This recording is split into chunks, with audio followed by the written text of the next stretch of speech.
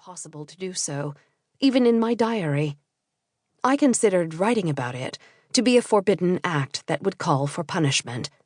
Not being able to write anything else afterward, for instance. I felt quite relieved just now when I saw that I could go on writing, that nothing terrible had happened.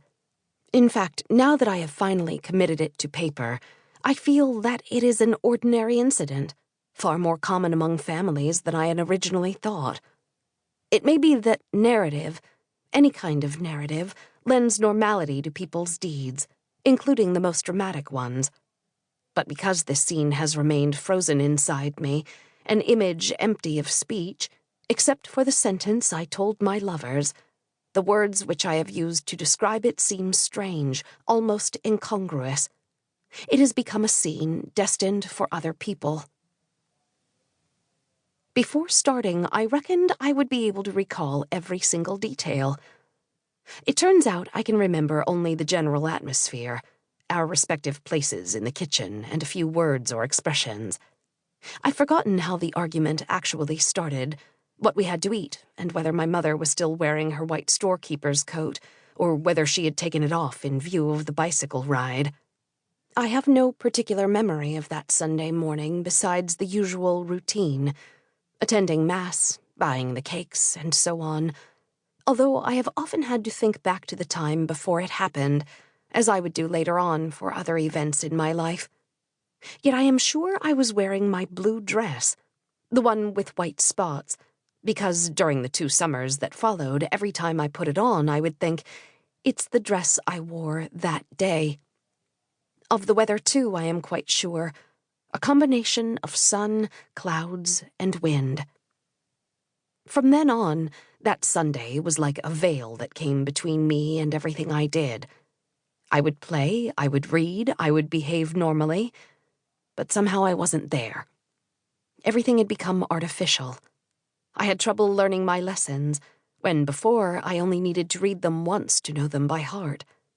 Acutely aware of everything around me, and yet unable to concentrate, I lost my insouciance and natural ability to learn. What had happened was not something that could be judged. My father, who loved me, had tried to kill my mother, who also loved me.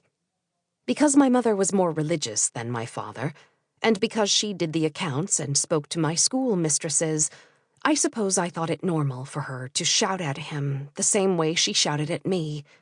It was no one's fault, no one was to blame.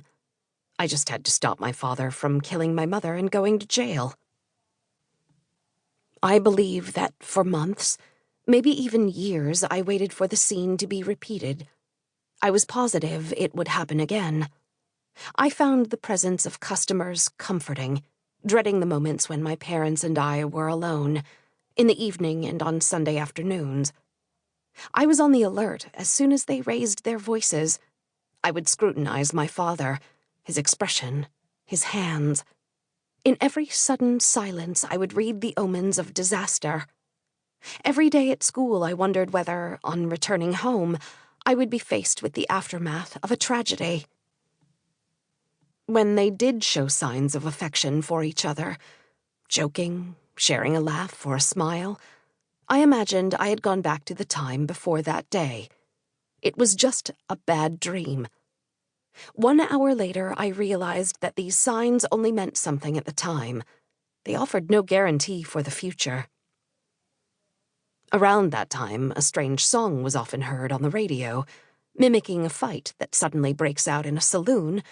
There was a pause, a voice whispered, "You could have heard a pin drop," followed by a cacophony of shouts and jumbled sentences. Every time I heard it, I was seized with panic. One day, my uncle handed me the detective story he was reading. What would you do if your father was accused of murder but wasn't guilty? The question sent a chill down my spine. I kept seeing the images of a tragedy which had never occurred. The scene never did happen again. My father died 15 years later, also on a Sunday in June. It is only now that a thought occurs to me. My parents may have discussed both that Sunday afternoon and my father's murderous gesture. They may have arrived at an explanation or even an excuse.